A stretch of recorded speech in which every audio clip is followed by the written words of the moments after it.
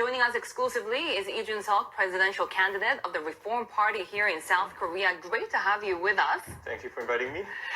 I asked you before we came on air about the future of the conservatives here in South Korea. You're actually doubtful of an existing future itself.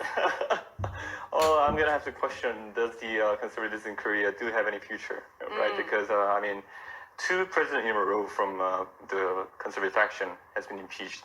So we are seeking that a future has to come with a really serious reform. So our party is seeking for such reforms. Yeah. Is it more difficult also because we're seeing these U.S. tariffs? Conservatives have closely aligned with Washington, and now they seem not a very reliable partner. If you go outside in Seoul and if you see in the streets, there are people from conservative faction waving the American flag, and they are thinking that Americans are going to come to help the impeached president, but it didn't happen. So they're kind of in a despair right now. And the recent tariffs by Donald Trump has been causing a real turmoil in Korean industries because they imposed 26% reciprocal tariff on Korea and 46% on Vietnam, which is a major manufacturing facility for Korea. And Donald Trump refused to put any tariffs on Russia yet. So which means that from Korean point of view, does that mean that we have to move our manufacturing facilities to Russia? Those kind of all these questionable decisions he made is putting Korea into turmoil. Do you think right that now. will affect voters' decision in the presidential election? Definitely. Before, for the conservative faction of Korea, anything that U.S. decides was in favor of Korea, they thought. But now they think otherwise. So which means that Korean people are going to pay more attention to diplomacy and, say, trade issues in this upcoming election. How is your conservative brand different from the rest of the other conservatives here? Well, we were going for the impeachment in the recent impeachment trial.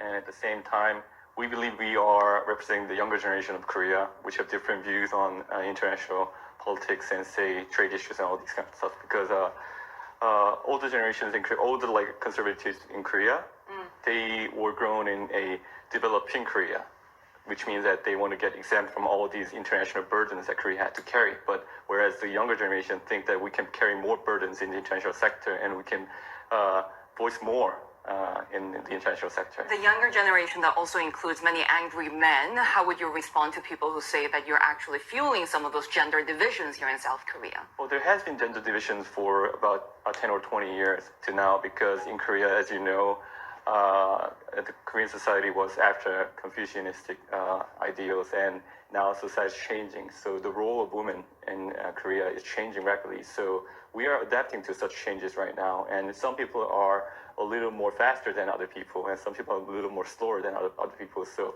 we are seeing those gaps in gender roles and gender equality issues. Yeah.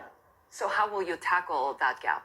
Well, I'm gonna have to say that I got education in the U.S., so I'm mostly ahead of most of the people in those issues, and people blame me for... The U.S. seems to be retracing a lot of the progress that that's made because when of it comes Donald to Trump, so I'm not going to say U.S. in general is moving that Trump direction. of South Korea at times. Well, I deny that because I really am against kind of policies that Donald Trump is laying out right now, including those free trade related issues and those kind of stuff. So I'm going to have to say there are some things that I have to make up on, but at the same time, I'm going to try to advance Korea into a more, say, developed country, and at the same time, pay more attention to these kind of social issues, and those kind of changes are what the younger generation, younger conservatives in Korea are actually looking forward to.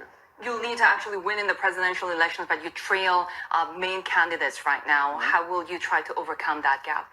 Well, this election wasn't expected, so the candidates have not laid out their pledges yet.